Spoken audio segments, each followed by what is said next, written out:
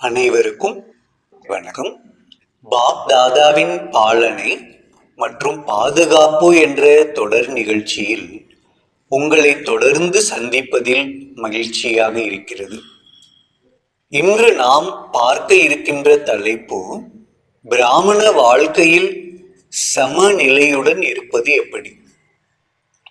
பிராமண வாழ்க்கை என்றாலே கயிற்றின் மீது நடப்பதாகும். கயிற்றின் மீது நடப்பவர்கள் கவனமாகவும் நடக்க வேண்டும், சமநிலையுடனும் நடக்க வேண்டும். அப்போதுதான் பார்க்கின்ற அனைவரும் கைத்தட்டி மகிழ்ச்சி அடைவார்கள். சிறிது கவனம் சிதறினால் அல்லது சமநிலை இல்லை என்றால் கீழே விழுந்து விடுவார்கள். இங்கும் அதே போன்றுதான் இருக்கிறது. பாபாவின் குழந்தைகளாக ஆகியிருக்கின்றோம் எனில் அனைவரின் பார்வையும் நம்மீதுதான் இருக்கிறது. அனைவரும் நம்மை கவனித்துக் கொண்டிருக்கின்றனர். சமநிலையுடன் இருந்தோம் எனில் அங்கு பாபா வெளிப்பட்டு விடுவார். இல்லையெனில் அங்கு சேவைக்கு பதிலாக டிஸ்சர்வீஸ் ஆகிவிடும். சமநிலையுடன் இருக்கின்ற சகோதர சகோதரிகளை பார்த்து என்னை உலகிற்கு முன் வெளிப்படுத்தக்கூடியவர்கள் நீங்கள்தான் என்று கூறி பாபா பெருமிதம் அடைகின்றார். ஆக எந்த விஷயங்களில் சமநிலையுடன் இருக்க வேண்டும்?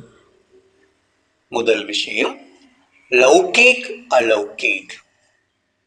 சில நேரங்களில் நிமித்தமானவர்கள் சேவைக்கு செல்கின்ற போது உங்களுக்கு குடும்பம் பற்றி என்ன தெரியும் என்று கேட்கின்றனர்.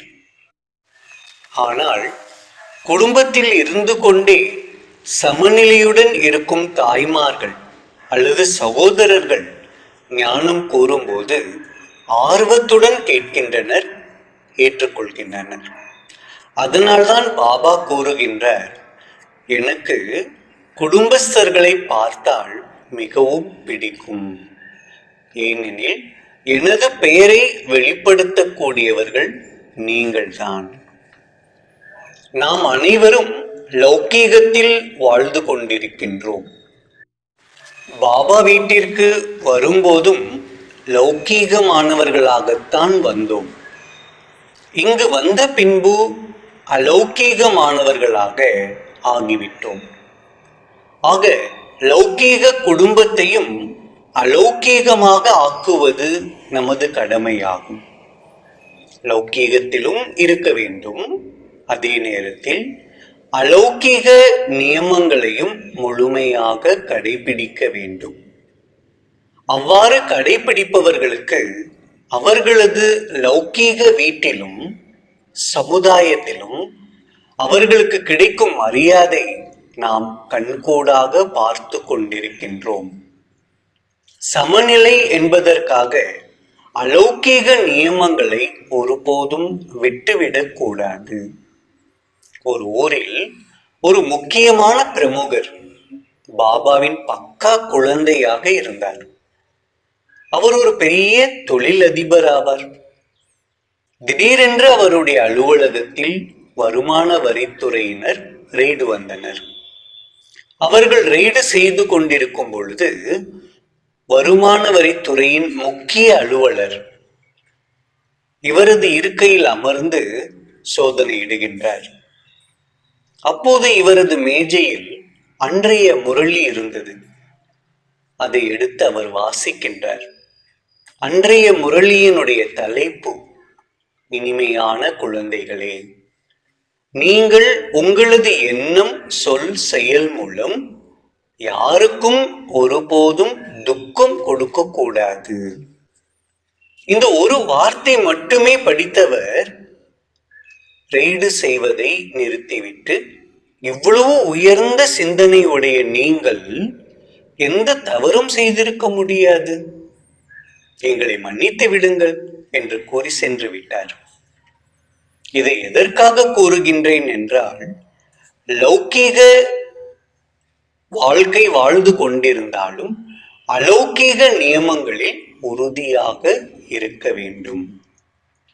சிலர் பாபாவின் குழந்தையாக ஆன பின்பு லௌகீகத்தில் உற்றார் உறவினர்களுடன் சுமூகமான உறவு வைத்துக் கொள்வதை விட்டுவிடுகின்றனர்.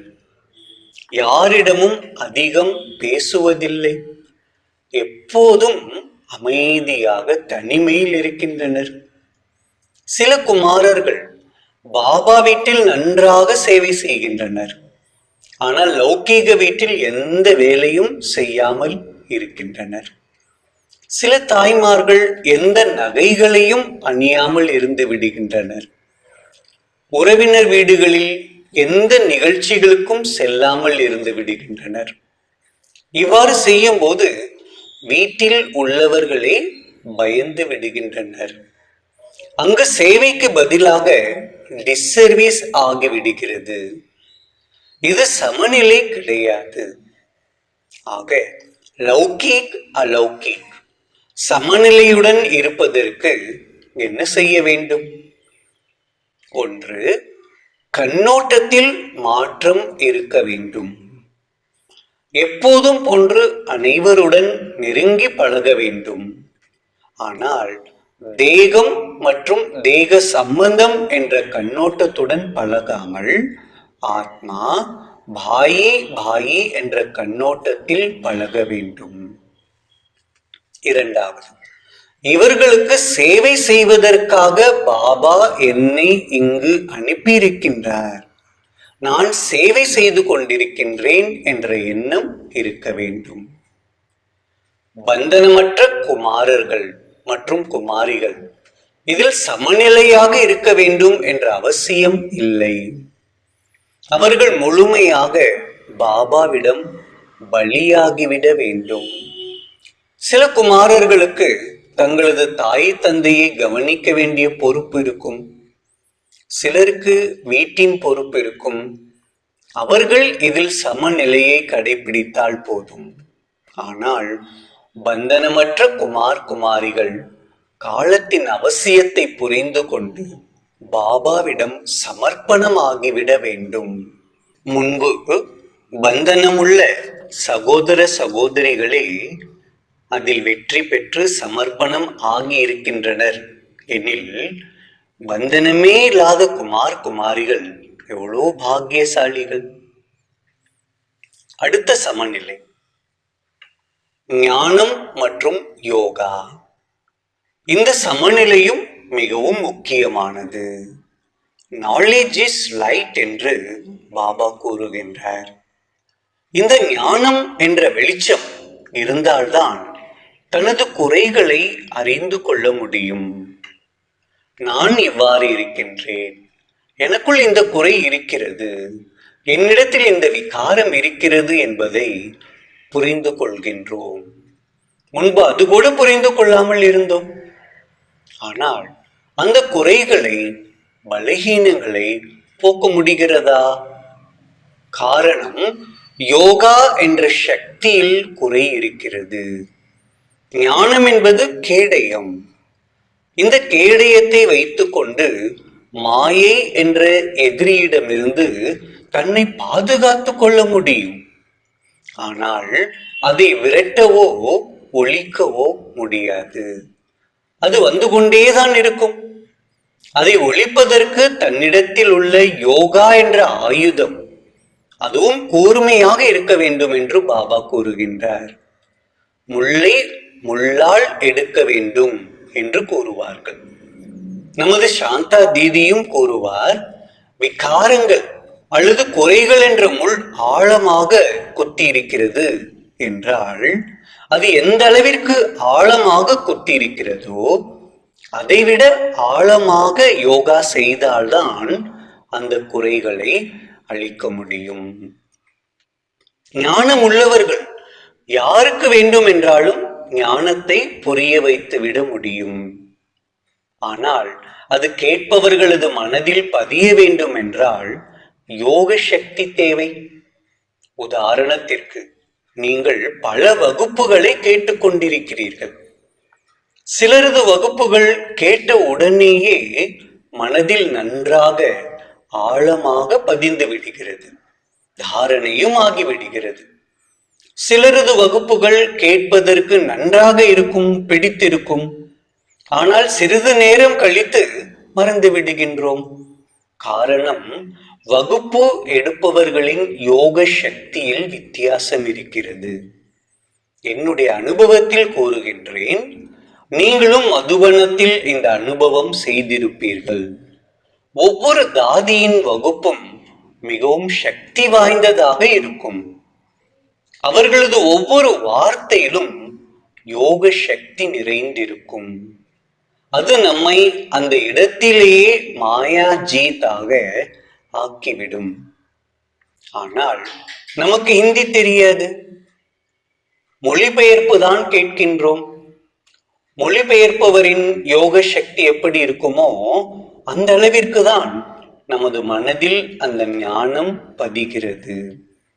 தாதி ஒரே ஒரு வார்த்தை கூறினால் நாம் அனைவரும் கடைபிடிப்பதற்கு தயாராக இருக்கின்றோம். காரணம், அந்த ஒரு வார்த்தையில் யோக சக்தி நிறைந்திருக்கிறது. அதே போன்று நாம் கூறுவதை வீட்டில் உள்ளவர்களோ அலுவலகத்தில் உள்ளவர்களோ கேட்கிறார்களா? கேட்கவில்லை, ஏற்றுக்கொள்ளவில்லை என்றால் நம்மிடம் அந்த அளவிற்கு யோக சக்தி இல்லை என்பதை புரிந்து கொள்ள வேண்டும். அதனால்தான் பாபா கூறுகின்றார், ஞானம் என்ற அம்பில் யோகா என்ற கூர்மை வேண்டும். ஞானம் உள்ளவர்கள் வெகு விரைவில் பிரபலமாகி விடுகின்றனர். பெயர் புகழ் கிடைத்து விடுகிறது. ஆனால் அதன் கூடவே அகங்காரம் என்ற மாயையும் உள்ளுக்குள் வந்து விடுகிறது. அதையும் அழிக்க வல்லது யோக சக்தியாகும்.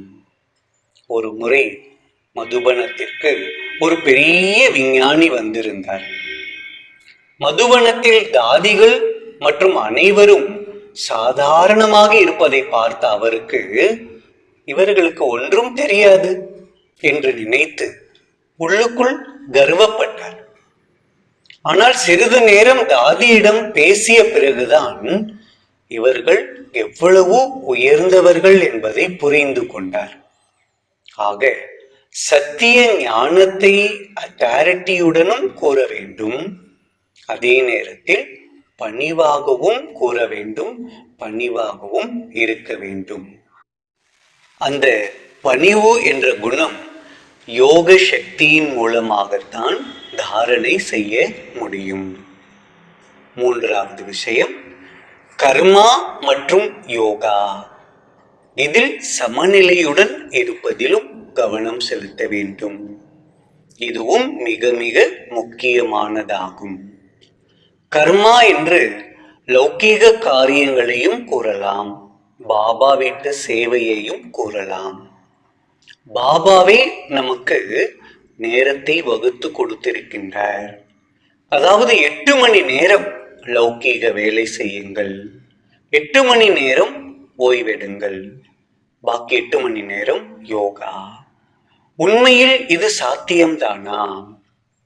பாபாவின் தினசரி நியமங்களை சரியாக கடைபிடித்தால், அதாவது காலை அமிர்த வேலை யோகா 3/4 மணி நேரம், காலை முரளி வகுப்பிற்கு முன்பு 1/2 மணி நேரம் யோகா, சாப்பிடும் நேரம் 10 நிமிடங்களாக 3 வேளை, அது ஒரு 1/2 மணி நேரம், டிராபிக் கண்ட்ரோல் யோகா 6 முறை 5 நிமிடங்கள் வீதம், அது ஒரு 1/2 மணி நேரம். பிறகு இரவு தூங்குவதற்கு முன்பு 15 நிமிடம். ஆக இதெல்லாம் கணக்கிடும் போது 2.5 மணி நேரம் யோகா ஆகிவிடும். பாக்கி 5.5 மணி நேரம் நாம் கர்ம யோகியாகத்தான் இருக்க வேண்டும். 63 பிறவிகளின் கர்ம கணக்கை முடிப்பதற்கு யோகா தவிர வேறு வழி இல்லை என்று பாபா கூறுகின்றார். ஆனால் இப்போதும் எனக்கு வேலை இருக்கிறது, எனக்கு நேரம் இல்லை, நான் முயற்சிக்கிறேன் என்று கூறினால் பிறகு எப்போது கர்ம கணக்கை முடிக்கப் போகின்றோம்? அவரவர்களது சூழ்நிலை அவரவர்களுக்கு நன்றாக தெரியும். ஆக அதற்கு ஏற்றாற் போன்று யோகா நேரத்தை சுயமாக உருவாக்கி கொள்ள வேண்டும்.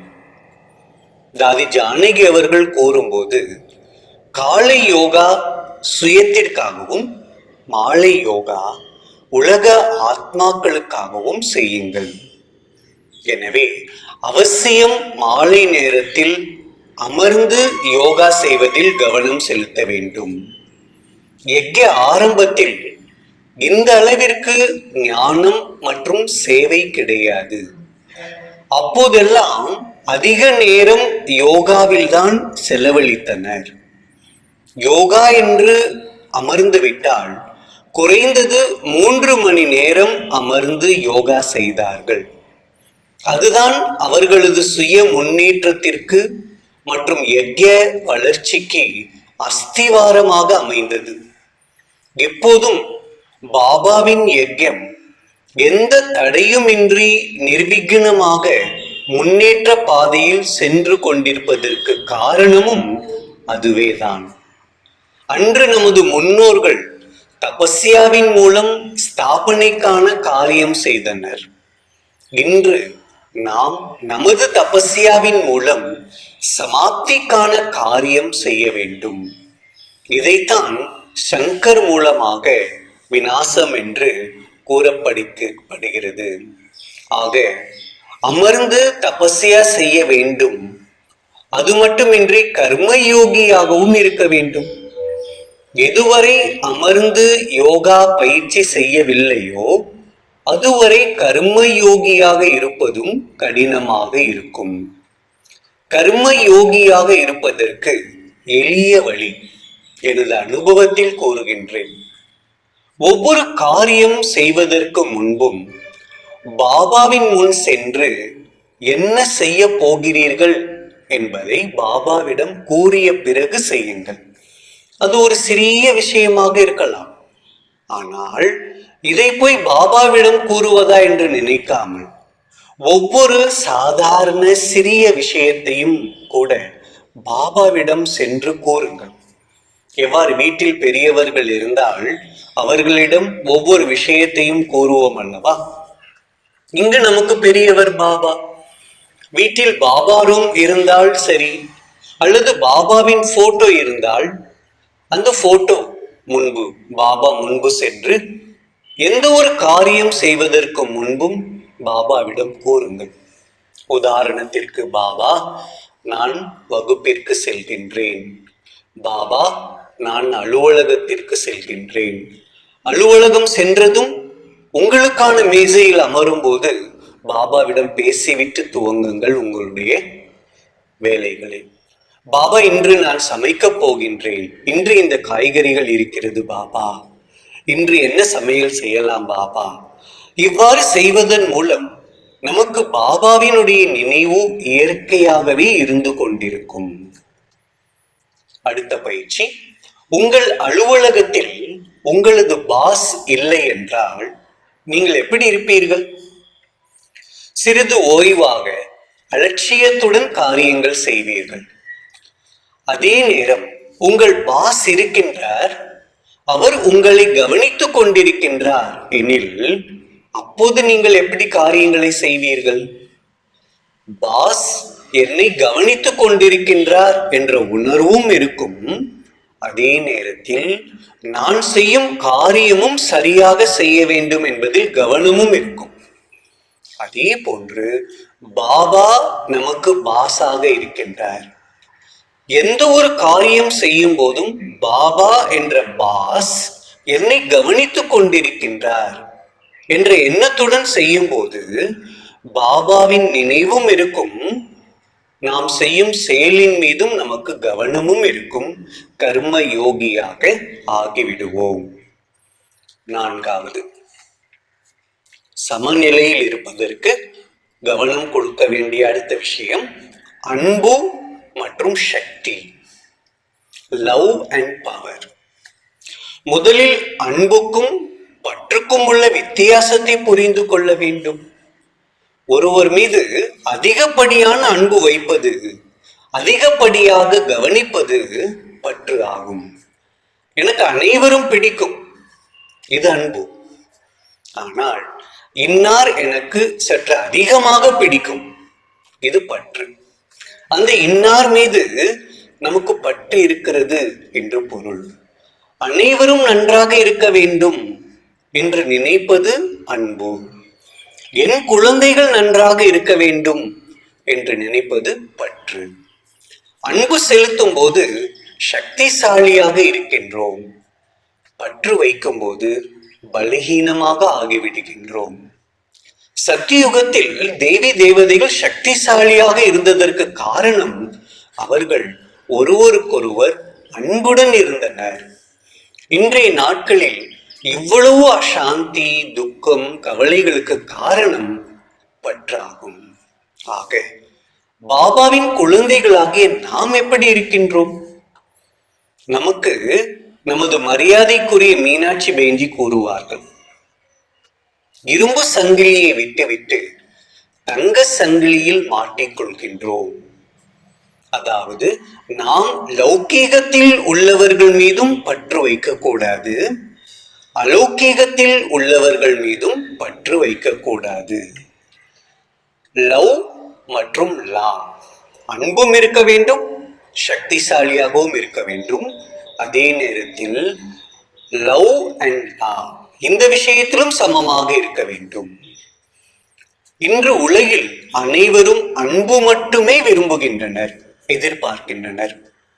கண்டிப்பு என்பது இருக்கவே கூடாது என்று நினைக்கின்றனர். நீங்கள் உங்கள் குழந்தைகளையோ வீட்டில் உள்ளவர்களையோ அல்லது அலுவலகத்தில் உள்ளவர்களையோ கண்டித்தால் அது அவர்களுக்கு பிடிக்குமா? பாபாவின் குழந்தை ஒருவரின் நடத்தை சரியில்லை, பழைய சன்ஸ்காரங்களுக்கு வசமாகி தவறான காரியங்கள் செய்கின்றார். பாபா வீட்டை பற்றியோ அல்லது நிமித்தமானவர்களை பற்றியோ தவறாக பேசுகின்றார் எனில் நீங்கள் அவரை கண்டிப்பீர்களா? கண்டிப்பாக கண்டிக்க வேண்டும். ஆனால் அன்பாக கண்டிக்க வேண்டும். அதை அவர் ஏற்றுக்கொள்கின்றார், ஏற்றுக்கொள்ளவில்லை என்பது வேற விஷயம். ஆனால் நமது கடமை அன்பு மற்றும் கண்டிப்பில் சமமாக இருக்க வேண்டும்.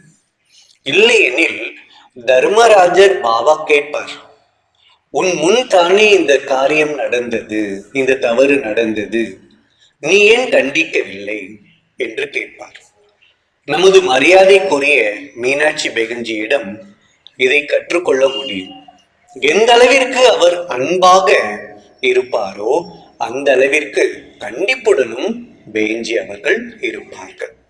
சரி, உங்களை யாராவது கண்டித்தால் நீங்க என்ன செய்வீர்கள்? ஒருவேளை நிமித்தமானவர்களோ அல்லது சீனியர்களோ உங்களை கண்டிக்கிறார்கள், அதாவது ஈஸ்வரிய லா பற்றி கூறுகிறார்கள் எனில் என்ன செய்வீர்கள்? நீங்கள் இப்படி இருக்கிறீர்கள், இது நல்லதல்ல, இப்படி இருக்கக்கூடாது, அல்லது இப்படிதான் இருக்க வேண்டும், நடந்து கொள்ள வேண்டும் என்று கூறினால் நான் அதை ஏற்றுக்கொள்ள வேண்டும். அவர்கள் என்னை செதுக்கிக் கொண்டிருக்கிறார்கள் என்று நினைக்க வேண்டும். மாறாக அவர்கள் மீது எனக்கு வீண் எண்ணங்கள் வரவே கூடாது. நான் மட்டுமா இப்படி இருக்கின்றேன், அனைவரும் இப்படித்தான் இருக்கின்றனர் என்றோ அல்லது இவர் ஏன் எனது குறைகளை பார்க்கின்றார் என்று மனதில் வீண் எண்ணங்களை உருவாக்கிவிடக் கூடாது. ஒன்று நன்றாக புரிந்து கொள்ளுங்கள், அன்பு இருக்கும் இடத்தில்தான் கண்டிப்பும் இருக்கும். அன்பு இல்லையெனில் கண்டிப்பும் இருக்காது. ஆக அன்பு மற்றும் சக்தி இதிலும் சமநிலையுடன் இருக்க வேண்டும். அதே நேரத்தில் அன்பு மற்றும் கண்டிப்பு இதிலும் சமநிலையாக இருக்க வேண்டும்.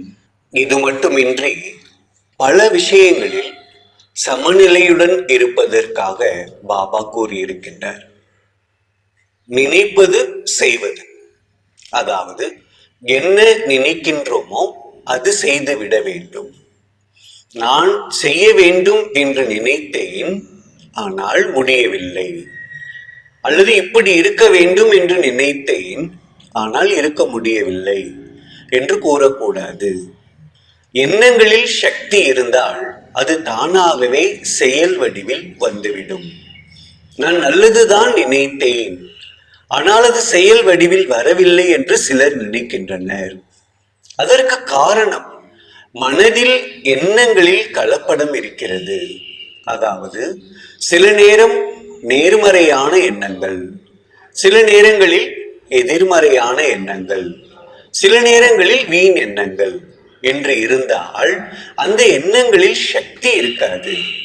மனதில் சதா நேர்மறையான எண்ணங்கள் கொண்டு வரும்போதுதான் அது செயல் வடிவில் வரும். அதே போன்று சொல்வது செய்வது, இதிலும் சமநிலை இருக்க வேண்டும்.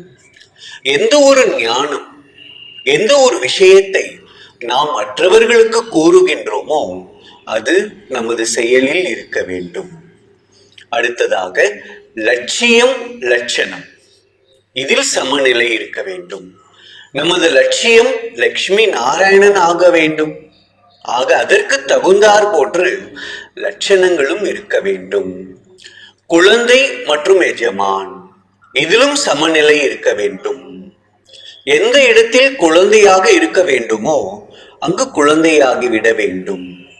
எங்கு எஜமானாக இருக்க வேண்டுமோ அங்கு எஜமான் ஆகிவிட வேண்டும். பாபா வீட்டில் குறிப்பாக சேவைக்கான திட்டங்களை தீட்டும் போது எஜமானராக இருந்து தங்களது கருத்தை கூற வேண்டும். ஆனால் அது நிமித்தமானவர்கள் நடைமுறையில் கொண்டு வரவில்லை என்றால் அந்த நேரத்தில் குழந்தையாக ஆகிவிட வேண்டும். எனது கருத்தை ஏற்றுக்கொள்ள மாட்டார்கள் என்று நினைத்து கருத்து கூறுவதையே நிறுத்திவிடக் கூடாது. சரி, இப்போது என்ன செய்யலாம்? பேலன்ஸாக இருந்து பாபா மற்றும் ஈஸ்வரிய குடும்பம் மற்றும் அனைவரிடமிருந்தும் பிளெஸிங்ஸ் அடைவோம். நமது வாழ்க்கைக்கு மிகவும் இன்றியமையாதது அனைவரின் பிளெஸிங்ஸ்.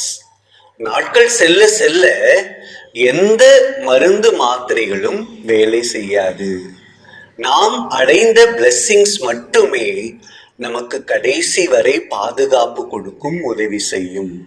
ஆக பேலன்ஸாக இருந்து அனைவரின் பிளெஸிங்ஸ் அடைவதற்கான வாழ்த்துக்கள் என்று கூறி இந்த அருமையான வாய்ப்பு கொடுத்த பாப் தாதா மற்றும் மூத்த சகோதர சகோதரிகளுக்கு நன்றியை தெரிவித்துக் கொள்கின்றேன். ஓம் சாந்தி.